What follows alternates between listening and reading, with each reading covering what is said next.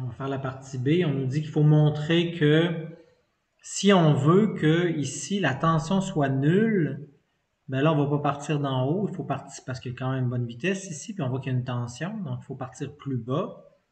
Donc, à quel endroit il faut partir, quel angle, pour que la tension soit nulle à cet endroit-là. Donc, qu'il soit capable de compléter la boucle. Hein, mais c'est comme l'angle limite pour qu'il soit capable de compléter la boucle. Si on faisait un angle plus bas, ben, dans le bout de ligne, il va se rendre moins haut, il va décrocher avant, là, puis pouf, il va faire une espèce de pouf, tu sais. Fait qu'il faut trouver ça, il faut prouver ça.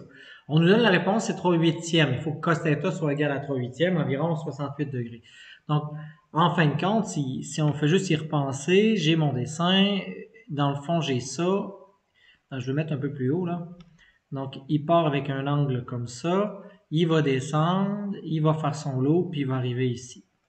Et on veut qu'à cet endroit-là, la tension soit égale à 0. Donc, ici, quand je fais la somme des forces qui va vers le centre, c'est égal à mv carré sur R, ben, j'ai seulement son poids ici, là, qui est là. J'ai seulement mg qui est égal à mv carré sur R.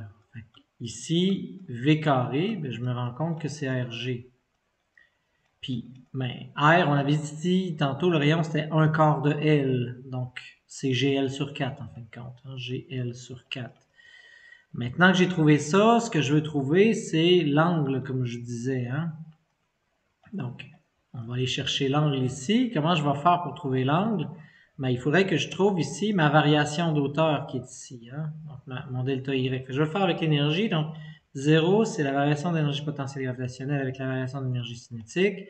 Donc, 0 est égal à mg. J'ai mon delta Y, ou si vous voulez, j'ai descendu de moins h ici, ou de moins x, ou de moins quelque chose.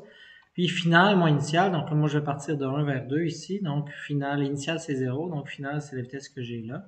Donc c'est une demi m, la vitesse que je viens de trouver au carré qui représente GL sur 4, hein, qui est déjà au carré, là. J'ai besoin de mettre un carré de plus.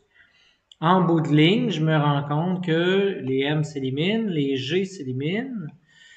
Il va me rester h qui est égal à L sur 8. Donc cette hauteur-là ici, ça représente L divisé par 8. Ça me donne pas l'angle, il faut que j'aille trouver mon angle θ.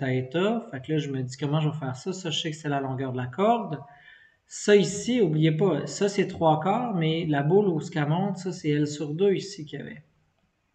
Donc L sur 2, ici je me rends compte que ce qui va me rester ici en haut, ben, c'est L cos θ.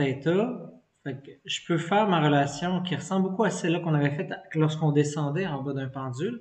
Mais cette fois-ci, on voit que ici, c'est L sur 2 moins L cos θ qui va donner mon L sur 8. Hein. Si vous voyez, L sur 2, si je prends tout ça, puis je m'en vais soustraire ça, il va me rester seulement ça.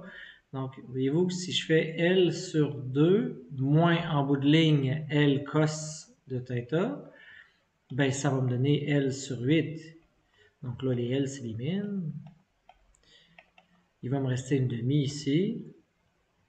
Le huitième, je vais le mettre de l'autre côté, ça va faire moins un huitième. Puis le cos θ, je vais le mettre de l'autre côté. Donc, dans le fond, en bout de ligne, quand je vais faire le tout, ben, tu sais, je sais qu'une demi, c'est quoi? Une demi, c'est comme 4 huitièmes.